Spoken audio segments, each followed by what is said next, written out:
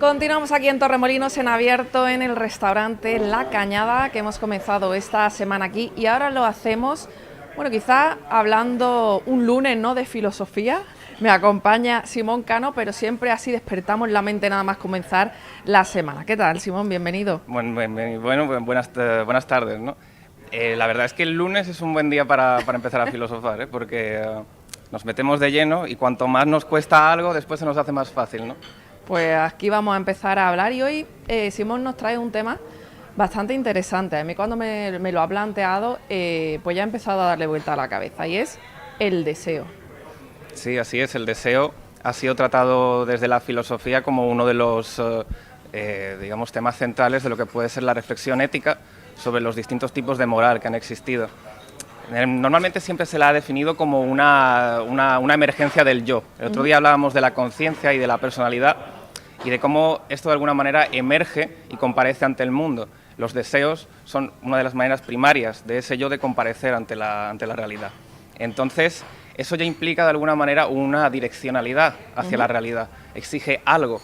Lo que ocurre es que no solamente se ha tratado desde la filosofía, sino desde la antropología y de las propias neurociencias. Por ejemplo, sabemos hoy en día que las estructuras cerebrales que más o menos circundan lo que es el deseo son los lóbulos temporales, las áreas corticales, la amígdala. Todo esto al final lo que implica es que cualquier toma de decisión que yo pueda tomar, al fin y al cabo, esté relacionada inmediatamente con las emociones, y por lo tanto estas comparecen tanto si yo quiero desear, por ejemplo, tomarme un café, o por ejemplo una decisión moral del tipo, por ejemplo, qué voy a hacer mañana, o si... Es decir, cualquier tipo de decisión que al fin y al cabo implique la comparecencia de la moral es un deseo porque es un afecto, ¿no? Y al mismo tiempo desde la antropología se sabe que cada deseo implica una serie de reacciones musculares, gestuales, expresivas, incluso gástricas, es decir, salivamos más, salivamos menos ante determinados estímulos, o incluso a nivel digestivo. Podemos sentirnos mal, podemos sentirnos bien, pero siempre hay una serie de reacciones en cadena que se suscitan cuando deseamos algo. Hay diferentes planteamientos, ¿no?, de lo que es el deseo según autores. Sí, así es. Cuéntanos un poquito a ver en qué... Por ejemplo, a mí me parece que uno de los planteamientos primarios es el de Platón, ¿no? Platón, por ejemplo, habla de que nosotros somos dinámicas deseantes. El eros, de alguna manera, nos conduce al otro y es lo que vehicula nuestra existencia. Sin embargo, yo creo que para, digamos, postular dos planteamientos distintos, por un lado tendríamos el de Epicuro, ¿no? Epicuro generalmente dice que nosotros tenemos que realizar ese deseo, sin plantearnos realmente de dónde viene, pero sí que tenemos que hacer una pequeña distinción entre aquellos que son naturales con respecto a nosotros y aquellos que nos pueden llevar a determinados fines que pueden no ser del todo adecuados. Aquí ya se empieza a plantear esta noción del autogobierno, que va a ser muy importante tanto para el mundo griego como para el mundo romano, y es esto de que si yo no soy capaz de autogobernarme, en la antigua Grecia, por ejemplo, era muy importante la participación en política. Si yo no era capaz, por ejemplo, de gobernarme en los asuntos de mi vida personal, probablemente no sería capaz de hacerlo en la vida política. Por eso estaba tan mal visto que una persona cometiese pues, determinados tipos de excesos, ¿no? Sin embargo, esta distinción entre dos tipos de naturalezas nos puede llevar a equívoco, es decir, puede llevarnos al equívoco de pensar, bueno, hay una naturaleza humana imprescindible que podemos sustancializar y pensar, a partir de aquí yo puedo determinar lo que es bueno y lo que es malo, ¿no? Por ejemplo, para David Hume, él dice que yo no puedo obtener un conocimiento de la realidad a partir del deseo, pero sí de mí mismo. Es decir, conócete a ti mismo, como decía Sócrates, a través del deseo yo puedo de alguna manera conocer por dónde transita mi mente, por dónde mi conciencia puede llegar a alcanzar determinados lugares, porque es cierto que lo que hace el deseo como epifenómeno mental es sobre todo llevarnos de una idea a otra, ¿no? Y muchas veces no reconocemos este camino. Pero al final lo que de alguna manera parece imperar es esta ausencia de plantearnos de dónde viene el deseo o por qué yo deseo X, ¿no? Por ejemplo. Entonces, aquí es donde Ortega y Gasset plantea esta pregunta del bueno, yo tengo que ser capaz de ensimismarme, es decir, reflexionar sobre este fenómeno que es el deseo, recluirme en mí mismo y antes plantearme a dónde me lleva, si es de alguna manera coherente con el proyecto de vida, ya no solamente el proyecto de vida realizado activamente, ¿no?, sino el del propio yo, consciente, y si no se pone en común el plan de vida es decir, estos deseos con el plan de vida que yo quiero ejecutar, muy probablemente termine traicionándome a mí mismo. Es decir, estos deseos a lo mejor no son adecuados no para la naturaleza humana en general, ¿no?, sino para el proyecto identitario que yo intento realizar. Entonces hoy en día nos lanzamos a lo loco a determinar. Veces. Es que es eso. Muchas veces nos lanzamos a lo loco a determinadas cosas sin pensar, bueno, pero esto realmente me representa, soy yo el que está actuando a través de esto, ¿no? Entonces dejarnos llevar por el deseo no puede ser siempre una buena opción. Sin embargo, lo que sí que puede ser una buena opción, por ejemplo, es dar ese paso atrás que implica la reflexión y decir, este deseo sí que parece que representa lo que yo he sido tanto a nivel biográfico como a nivel de planificación autorreferencial, ¿no? Y aquí sí que puedo ejecutarlo porque responde a este proceso de reflexión que ha antecedido a la ejecución del deseo. Te comentaba yo antes un poco, ¿no?, cuando estábamos hablando del tema del deseo, que muchas veces tenemos deseos que son como más inmediatos, deseos que de repente se nos antoja en el ya, en el ahora, y habría que diferenciar pues en el deseo de no lo que queremos todo en un futuro, tener pues una estabilidad o deseo, ¿no? Sí. Son como dos vertientes distintas del deseo. Sí. Hoy en día parece que existe una postergación de esto que la gente conoce como el largoplacismo, ¿no? Es decir, el poder plantear algo y cuya realización no vaya a ejecutarse en el ahora, sino dentro de un tiempo.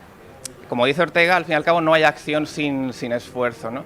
Y pese a que hoy en día se trata de revitalizar esta cultura del esfuerzo de muchas maneras, yo creo que impera cierto hedonismo instantáneo de buscar la satisfacción momentánea. Por ejemplo, sabemos que cuando accedemos, por ejemplo, al deseo de acudir al teléfono móvil para comprobar una cosa, nos estamos habituando a ello. La plasticidad neuronal, de alguna manera, habilita que nuestras relaciones con las cosas vayan generando ciertos enrutamientos en nuestro cerebro. El problema que eso suscita es que al final nos acostumbramos a tener las cosas a corto plazo, ¿no? La naturaleza del deseo, como decía Schopenhauer, es el desearse a sí mismo, es decir, no es tanto lo que yo deseo, sino el mero hecho de desear. Por mucho que yo consiga algo, la naturaleza humana va a tender inevitablemente a desear otra vez. Es un círculo vicioso cuya falla, y es donde ahí nosotros podemos intervenir de alguna manera, es cortar el círculo dilatando la llegada del objeto del deseo. De esta manera no solamente vamos a acostumbrarnos a limitar esa llegada de una manera u otra, sino que también vamos a provocar que la espera, es decir, que el dilatamiento del deseo acontezca constantemente, y ese bucle que genera en nuestra vida, el decir yo no controlo mi vida, sino que de alguna manera sé que siempre voy a estar deseando. Eso es lo que él llama la conciencia desgraciada, porque si no somos capaces de escapar de esa espiral, ¿a dónde nos lleva, ¿no? Tenemos que ser capaces de inyectar control dentro de esa esfera. Entonces, estamos hablando que nunca va a acabar el deseo, siempre va a haber algo que cuando lo hayamos conseguido, logrado o no, o a veces que no se consiguen los deseos, ¿no? Entonces, en ese momento, saber cambiar un deseo por otro a lo mejor. Es que ahí está la cuestión, porque si para él representa una conciencia desgraciada el darnos cuenta de esto, es precisamente porque no podemos escapar de ello. Pero lo que proponían los estoicos precisamente era esta gestión del deseo. Yo voy a estar constantemente deseando, pero si soy capaz de reconocer, como decíamos antes con Ortega, qué deseos responden a mi naturaleza intrínseca y no tanto a las opiniones que genera la cultura o la sociedad, porque muchas veces nos dejamos llevar y lo que nosotros deseamos no es tanto lo que desea el yo intrínseco de cada uno, sino lo que la cultura vende y lo que nosotros aprendemos como un uso social. O sea, nos están diciendo qué direcciones tomar, pero lo que están haciendo con eso al fin y al cabo es que el espacio del yo reflexivo que tiene para optar por esos caminos sea cada vez menor. Es decir, ahí Ortega dice, están haciendo, es decir, la altura de los tiempos está provocando que no podamos acceder a ese pequeño espacio que tenemos de ensimismamiento para plantearnos si este camino es el correcto o no, si este deseo en su ejecución nos lleva a buen puerto. Entonces, yo creo que, como me has preguntado qué tipo de dinámica se puede adquirir para solucionar este problema, es ese, el de conseguir ese tiempo para adecuar el camino que vamos a tomar al camino que queremos llevar. Porque, bueno, las generaciones hemos ido evolucionando y ahora mismo lo de la inmediatez en los niños es como lo que tú decías del móvil, tal cual. O sea, lo tienen mucho más fácil en teoría a satisfacer esos deseos. Muchas veces incluso los mismos padres queremos satisfacer el deseo claro, corriendo en vez de intentar hacer ver que no se puede tener todo ya, porque la vida luego te va a ir enseñando que eso no es así. Claro, es que al final si nosotros empezamos a aceptar que la realidad nos viene dada constantemente, lo tomamos como algo natural, cuando realmente todo está siendo creado constantemente, ¿no? El problema es el que si nosotros con estas dinámicas al final afectamos a la plasticidad de nuestro cerebro, lo que va a ocurrir es que en el futuro vamos a intentar buscar la inmediatez no solamente en nuestra relación con el móvil, sino probablemente en nuestra relación con las personas. Esto hoy en día ocurre mucho, no es por poner ejemplos de aplicaciones y todo este tipo de asuntos, pero de alguna manera esa inmediatez que nosotros pensamos que es algo que nos relaciona con los objetos, tristemente nos está relacionado también con las personas. Y el trato humano, que de alguna manera es intrínsecamente lento, ¿no? Es de cocción claro, lenta, es de poder construir, al final estamos simplemente edificando sobre barro, y lo más probable es que el edificio de la naturaleza humana que estamos intentando construir al final se vea quebrantada constantemente, ¿no? Quizás esto también es un trabajo de que la filosofía debería estar más implantada en los centros escolares. Yo no sé ahora, pero se da un par de años de filosofía, creo, ¿no? Es que digamos, desde la filosofía se ha tratado el asunto de cómo se enseña. Ajá. Yo creo que para que la filosofía esté presente en el día a día, la inyección, por un lado, tiene que ser particular, es decir, de que el individuo o la individua se acerque a la lectura, es decir, al fin y al cabo, este proceso de reflexión es reconstruir lo que es nuestra realidad e intentar entenderla conceptualmente. Lo que ocurre es que hoy en día, como decía antes, este espacio de reflexión está muy minimizado. No es tanto el poder acceder a un nivel educativo, que es muy importante, sino que de alguna manera comparezca interiormente como expresión de cada uno de nosotros ese interés por pensar. Complicado, ¿eh? Es complicado. Es complicado. Es complicado, pero por ejemplo, cuando miramos los descubrimientos científicos anteriores, por ejemplo, Newton, su libro donde de alguna manera se establecen las leyes de la gravitación universal, es un libro de filosofía. Hasta el siglo XVIII, siglo XIX, casi todas las asignaturas se impartían, estas que conocemos como ciencias naturales, estaban imbrincadas dentro de la asignatura de filosofía natural. La psicología hasta el siglo XIX iba de la mano de la filosofía. Se provoca un sesgo porque la filosofía se vuelve muy especulativa, pero hasta entonces van de la mano, ¿no? Entonces, al final, el problema es de definición, de que pensamos que las ciencias que hoy en día conocemos no son filosofía, cuando los fundamentos epistemológicos, que son la reflexión del conocimiento de cada una de ellas, implica necesariamente que el lenguaje con el que las escribimos es filosófico, ¿no? Entonces, es ser capaz de reconocer que la vida está teñida de filosofía y de que cada vez que reflexionamos la ejercemos, ¿no? Pero llevarla a buen puerto efectivamente necesita y requiere de su existencia en las aulas. Entonces, si vamos a terminar con un consejo, todos los días, unos 10, 15 minutitos de reflexión, ¿no? Digamos, paralizar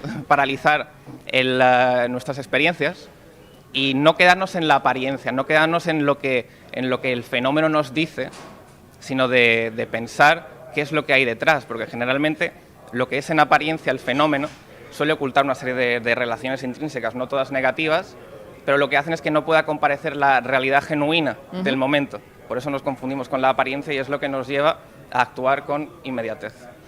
Bueno, pues yo creo que hoy, vamos, ya el lunes ya ha cambiado A radicalmente. Ya tenemos lunes para pensar. Sí, sí. Así que muchísimas gracias, Nada, Simón, por vosotras. haber venido un día más a nuestro programa Torremolinos Abierto. Y te esperamos el lunes que viene, ¿no? Sí, claro. Con más temas que nos hagan pensar y que nos hagan darle vuelta a la cabeza, que eso también es importante para no envejecer, además, ¿eh? Totalmente. Bueno, vamos unos minutitos a publicidad y enseguida volvemos.